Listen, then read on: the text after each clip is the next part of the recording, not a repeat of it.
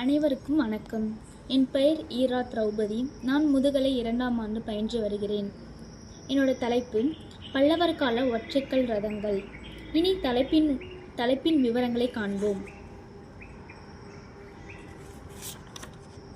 கடினமான கற்பாறைகளை குடைந்த பல்லவ மன்னர்கள் அந்த அனுபவத்தின் காரணமாக முப்பரிமாண ஒற்றைக்கல் ரதங்களை உருவாக்கினார்கள். இந்தியாவில் காலத்தால் முற்பட்ட ஒற்றைக்கல் கோவில் மத்திய பிரதேசம், விதிஷா மாவட்டம், உதயகிரியில் உள்ள தாவா குகையில் காணப்படுகிறது.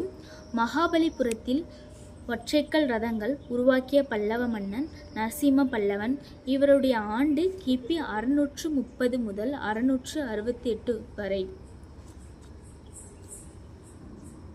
மாமல்லபுரத்தில் உள்ள 9 ஒற்றைக்கல் ரதங்கள்: திரௌபதி ரதம், அர்ஜுனன் ரதம், பீமன் ரதம், தர்மராசு ரதம், நகுல சகாதேவ ரதம், கணேச ரதம், வளையன்குட்டை ரதம், பிடாரி ரதங்கள்.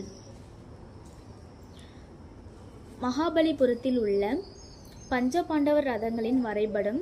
இந்த வரைபடத்தில் திரௌபதி ரதம், அர்ஜுன ரதம், பீம ரதம், தர்மராசு ரதம் வரிசையாக காணப்படுகிறது.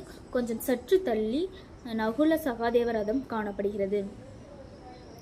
முதல் 5 ரதங்கள் மகாபலிபுரத்தில் தென்கோடியில் ஒரே இடத்தில் செதுக்கப்பட்டுள்ளன.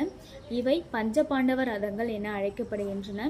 மீதமுள்ள 4 ரதங்கள் ஊருக்கு வெளியே வளையன்குட்டை என்னும் இடத்தில் அமைந்துள்ளன. பஞ்சபாண்டவர் ரதங்கள் ஒவ்வொன்றும் சுமார்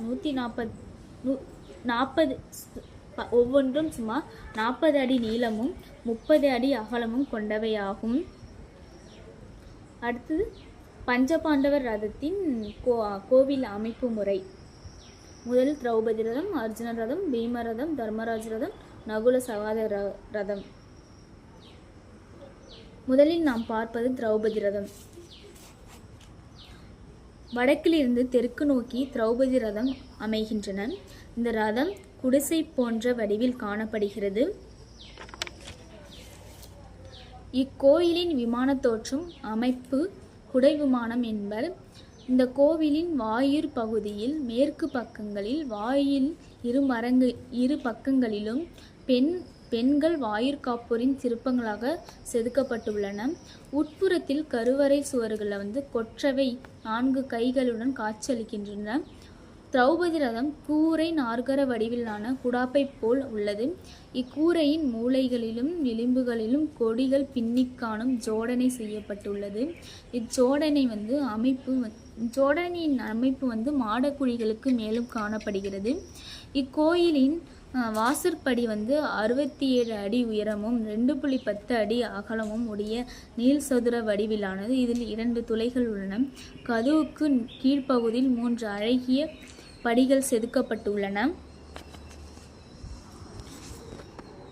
அர்ஜுனன் ரதம். அர்ஜுனன் ரதம் 2 தளங்களை கொண்ட துவித்தள அமைப்பு 8 பட்டை சிகரம் உடையதாகும்.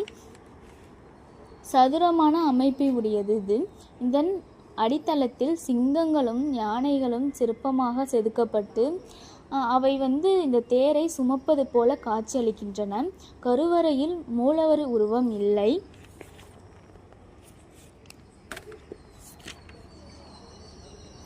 இந்த ரதத்தின் 4 புறங்களிலும் தூண்களும் தூண் கம்பங்களும் காணப்படுகின்றன. விமானத்தின் அமைப்பு எண்கோண மணி வடிவிலானது. வட்ட வடிவிலான மண்டபமும் அதில் சிறந்த காணப்படும் சாளரமும் போன்ற உருவங்கள் தளத்தில் வரிசையாக செதுக்கப்பட்டுள்ளன. 8 பட்டை உள்ள விமானமாகும் இது. இவ்வாறு கர்ணக்கூடுகளும் சாலைகளும் பஞ்சரங்களும் கொண்டு அடியில் பரந்த காணும் தளத்தை போன்று காணப்படுகிறது. அர்ஜுனன் ரதம் தெற்கு பகுதியில் ரிஷிபாந்திகர், கிழக்கே யானை மீது அமர்ந்த இந்திரன், வடக்கே கருடாந்திர விஷ்ணு ஆகியோரும் அரசு தம்பதியரும் குறிப்பிடத்தக்கவாறு இருக்கின்றன. அந்த சிற்பங்கள்லாம் அழகாக காட்சி அளிக்கின்றன சுவற்றில். அடுத்தது பார்க்க போவது பீமன் ரதம்.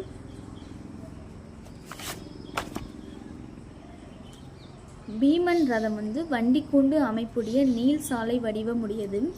இது வந்து கோலத் திருமாலுக்கு உரியதாக அமைகிறது. இதன் மேற்புற அமைப்பு சால்ர அமைப்பு போன்று இருக்கின்றன.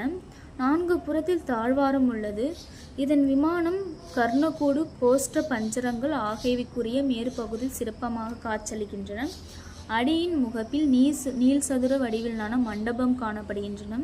இதில் உள்ள மண்டபத்தின் நீளம் 45 அடி, அகலம் நீளம் வந்து 45 அடி, அகலம் வந்து 25 அடி ஆகும். இந்த ரதத்தின் மொத்தம் 26 அடி ஆகும். அது மட்டும் இல்லாமல் இதில் உள்ள விமானம் வந்து தூண் கம்பங்களை கொண்ட கோஷ்ட பஞ்சரங்கள் உள்ளன. விமானத்தின் முகப்பு இருபுறங்களும் சரிந்து ஏறக்குறைய ஒரு அரைவிட்ட வடிவில் காணப்படுகிறது. இக்கோயிலை அமைப்பை போன்று இந்த கோயிலுக்கும் சிதம்பரத்தில் உள்ள ஆயிரங்கால் மண்டபத்துக்கும் ஒப்பிடலாம் என்று சொல்லப்படுகிறது. அடுத்து பார்க்க போவது தர்மராசு ரதம். தர்மராசு ரதம் வந்து கல்வெட்டு சான்றின்படி அந்தியந்தி காம பல்ல வேச்சுர கிரகம் என்னும் பெயரும் உண்டு. இது வந்து ஒரு சிவன் கோயிலாகும். இதனுடைய சுவரில் ராஜசிம்மன் விருது பெயர்கள் வந்து பொறிக்கப்பட்டுள்ளன. இதனை ராஜசிம்மான் கட்டப்பட்டது என்று கூறப்படுகிறது. இதன் உயரம் வந்து 39 அடி ஆகும். இதன் தரையமைப்பு வந்து 20 அடி பக்கமுள்ள சதுர வடிவம் உள்ளது. மேற்கு பகுதியில் வாயிற் பகுதி உள்ளது. 3 தலங்கள் கொண்ட இந்த கோவில் 8 பட்டைகளுடைய சிகரத்தை ஒவ்வொன்று தளவிலும் கருவறையும் பெற்றுள்ளது. அது மட்டும் இல்லாமல் முன்புறத்தில் அரிமான் தூண்களும் உள்ளன. இடைநாழிகையும் உள்ளது. 2வது தளத்தில் செல்ல படிக்கட்டுகள் உள்ளன. இதன் விமான அமைப்புடைய கோயிலுக்கு ஸ்கந்த காந்தகம் என்று பெயரும் உண்டு. இதனுடைய சிற்பங்களும் அழகாக சுவற்றில் வந்து அழகாக செதுக்கப்பட்டுள்ளன. 3 தலங்களை கொண்ட இக்கோயில் 8 பட்டைகளுடைய சிகரத்தையும் ஒவ்வொரு தளத்தில் கருவறையும் பெற்றுள்ளது. 2ஆம் தளத்தின் நடுவில் உள்ள வெற்றிடம் ஆட குழியை போன்றுள்ளது. அதனுடைய சோமாஸ்கந்த உருவமும் செதுக்கப்பட்டுள்ளது. இது தர்மராச ரதத்தின் சிறப்புகள். அடுத்தது நகுல சகாதேவன் ரதம். இப்போ இந்த 5 ரதத்தின் 4 ரதங்களை பார்த்தோம். இந்த 4 ரதத்திற்கும் ஒரே வரிசையில் அமைந்திருக்கும். நகுல சகாதேவன் ரதம் மட்டும் கொஞ்சம் சற்று தள்ளி காணப்படும்.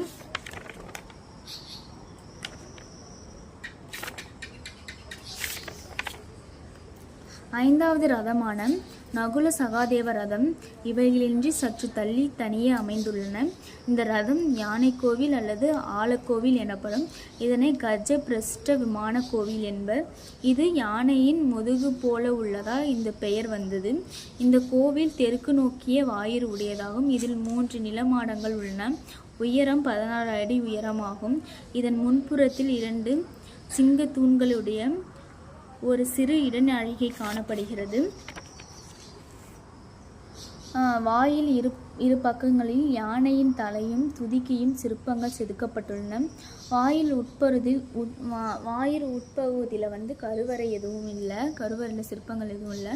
இந்த ரதத்திற்கு பக்கத்தில் ஒரு தனி பாறையில் மிகப்பெரிய அளவிலான யானை உருவம் வந்து செதுக்கப்பட்ட இந்த நகுல சகாதேவன் ரதத்துக்கு பக்கத்தில் யானை உருவம் பெரிய உருவம் வந்து செதுக்கப்பட்டுள்ளன. பொதுவாக இந்த கோயில் அமைப்பு நீள அரைவட்டமாக உள்ளது. சுவர்களிடையே தூண்கள் அமைக்கப்பட்டுள்ளன. சுவர்கள் மேல்தளம் கர்ணகுரு கோஷ்டம் பஞ்சரம் முதலிய உறுப்புகள் வரிசையாக அமைந்துள்ளன. 2வது தளத்திற்கு மேலே உள்ள 3வது தளமும் நீள அரைவட்ட வடிவிலானது. ஆனால் 2வது தளத்தை விட சற்று உள்ளடங்கியே காணப்படுகிறது இந்த தளம். இது சுவர் தூண்கள் காணப்படுகின்றன. இது இந்த கோவிலின் பண்பாட்டிற்கு சிறப்பு அம்சங்களாக திகழ்கிறது. நகுல சகாதேவன் ரதம் இது சிவனுக்காக அர்ப்பணிக்கப்பட்ட கோவிலாக அமைகிறது. நகுல சகாதேவன் ரதம் நகுல சகாதேவன் ரதம் சிறப்புகள் மிகவும் அழகாகவும் அதன் சிற்பத்தின் வாயிலாக செதுக்கப்பட்டு பேசப்படுகின்றன. இன்றும் இந்த இந்த நகுல சகாதேவன் ரதம் வந்து புத்த மடாலய கோவில்களைப் போல உள்ளது.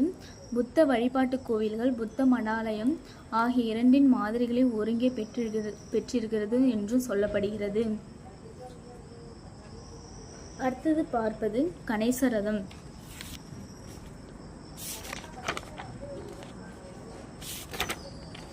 இதில் உள்ள கல்வெட்டின்படி பார்க்கும்போது இது ஒரு சிவன் கோயிலாக காணப்படுகிறது. பின்னர் யாது கர்ணிகம் பற்றி கணேசருடைய கோவிலாக மாற்றப்பட்டது. ஃபஸ்ட்டு சிவன் கோயிலாக இருந்தது சொல்கிறாங்க, அதுக்கப்புறம் கணேச கோயிலாக மாற்றப்படுகிறது அப்படின்னு சொல்கிறாங்க. இதில் அந்தியந்த காம பல்லேஸ்வர என்ற கல்வெட்டு வந்து என்று இதில் வந்து பொறிக்கப்பட்டுள்ளதுன்னு சொல்கிறாங்க. கணேசர் ரதம் வந்து 20 அடி நீளமும் 17 அடி உயரமும் 20 அடி உயரமும் உடையது என்று சொல்லப்படுகிறது. இதில் 20 அடி நீளமுள்ள இடைநாழிகையும் அதில் சிங்க உருவம் கொண்ட 4 தூண்களும் உள்ளன. இடைநாழிகையில் நடுவில் கருவறை உள்ளது. இரு பக்கங்களில் உள்ள முகப்புகளில் புடைப்புச் சிற்பங்கள் உள்ளன. விமானம் சாலகலா விமானம் என்று கூறப்படுகிறது. விமான அமைப்பும் இடைநாழிகை அமைப்பும் பின்பற்றிதான் பிற்காலத்தில் பல்லவர்கள் கோயில்கள் கட்டப்பட்டதாக சொல்லப்படுகிறது. இரு பக்கங்களில் உள்ள முகப்புகளில் புடைப்புச் சிற்பங்கள் காணப்படுகின்றன. இது கணேச ரதத்தின் சிறப்புகளாகும். அடுத்தது வந்து இந்த ரதம் வந்து இது வந்து இந்த 5 ரதத்தை பார்த்த பின்னர் அப்புறம் மீதமுள்ள 4 ரதங்கள் வந்து ஊருக்கு வெளியே சற்று தள்ளி காணப்படுகிறது. அந்த ஊர் பேர் வந்து வளையன்குட்டை ரதம். அந்த ஊர் பேரையே அந்த ரதத்திற்கு வந்து வளையன்குட்டை என்று பெயர் வச்சிருக்காங்க. வளையல்குட்டை ரதம் மாமல்லபுரத்திற்கு அருகில் உள்ள வளையன்குட்டை என்ற குட்டை அருகில் இருப்பதால் இதற்கு வளையன்குட்டை ரதம் என்று பெயர் வந்தது. மற்ற ஒற்றைக்கல் ரதங்களைப் போல இதுவும் ஒரு தனி கல்லால் செதுக்கப்பட்ட தேராகும். இதன் அடிப்புற அமைப்பு கருவறை அமைப்பு பாறையாகவே இடப்பட்டுள்ளன. இதில் கர்ணகூடுகளும் கழுத்து கோஷ்ட பஞ்சமும் முதலிய உறுப்புகள் காணப்படுகின்றன. மூலையில் உள்ள கர்ணகூடுகள் பல்லவர் பாணியின் சிறந்த எடுத்துக்காட்டாக உள்ளன. இதில் 1, 2, 3 என்ற நிலையில் மாடிகள் காணப்படுகின்றன.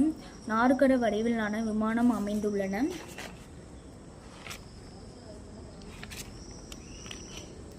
இதனை பூமிஜா பாணியோடு ஒப்பிடலாம் என்று சொல்லப்படுகிறது. வளையன்குட்டை ரதம். அடுத்தது வந்து இது முழுமை பெறாமல் இருக்கும். இதனை வந்து வளையன்கோட்டைக்கு கொஞ்சம் தள்ளி பிடாரி ரதங்கள் இருக்கின்றன.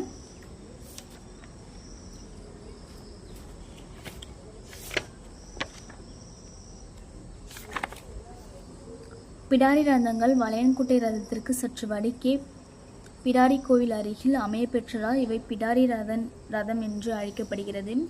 இவையும் வளையன்குட்டை ரதங்கள் போலவே அடுப்பகுதி முடிவுறாத மேற்பகுதி 3 நிலைகளில் செம்மையாக செதுக்கப்பட்டுள்ளன. உச்சியில் 4 பட்டையான இளங்கோயில் விமானங்கள் உள்ளன.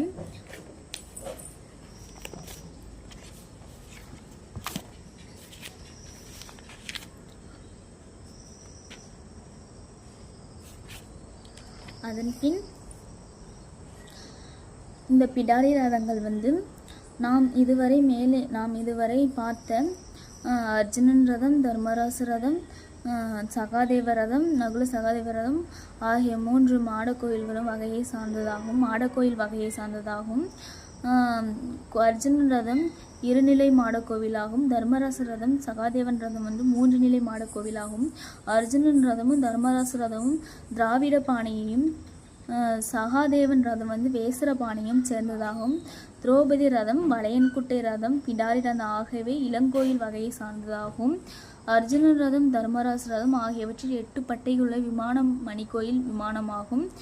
இவையெல்லாம் தனித்தனியாக காணப்பட்டாலும் பூஜா பானையில் காணப்படுகிறது. வளையன்கோட்டை ரதத்திலும் பிடாரி ரதத்திலும் தனித்தனியாக இரண்டும் கொஞ்சம் சற்று தள்ளி தனித்தனியாக காணப்பட்டாலும் பூஜா பாணியில் பூமிஜா பாணியில் காணப்படுகின்றன என்று சொல்லப்படுகிறது. இவ்வாறு ஏறக்குறைய வேசரா திராவிட பாணியில் உள்ள கோவில்களை ஒரே இடத்தில் கட்டுவதற்கான இந்த ரதங்களை மாமல்லபுரத்தில் அமைத்தார்கள். பல்லவர்கள் மாமல்லபுரத்தில் அமைத்திருக்காங்க. திராவிட விந்தை விமான காணப்பட்ட தூங்கானை மாடை கோவில்களுக்கு எடுத்துக்காட்டாக சகாதேவன் தேர் அமைக்கப்பட்டது. கருங்க கூற்றின் மாமல்லபுரத்தில் வட்ட வடிவிலான கருங்க கோவில் ஸ்ரீவிஜயம் தவிர மற்ற எல்லா வகையான திராவிட கோவில்களும் இதில் அமைய பெற்றுகின்றன. வளையன்கோட்டை ரதம் முழுமை பெறாமல் இருக்கின்றன. இதன் சிற்பங்கள் அதன் சுற்றி சுவர்களில் அழகாக செதுக்கப்பட்டுள்ளன. நோக்கீட்டு நூல்கள். பல்லவர் கால ஒற்றைக்கல் ரதங்களில் நாம் எந்தெந்த புக்கை ரெஃபரன்ஸ் எடுத்துக்கிட்டோன்னா அம்பை மணிவண்ணன் புக்கு, ஓ தங்கவேலு புக்கு, சா நடராஜன் ஐயா புக்கு, ஓ தேவநாயகம் ஐயா புக்கை நான் ரெஃபரன்ஸாக எடுத்துக்கிட்டேன். இந்த வாய்ப்பினை அளித்ததற்காக எனது துறை தலைவருக்கு நன்றினை தெரிவித்துக் கொள்கிறேன். நன்றி.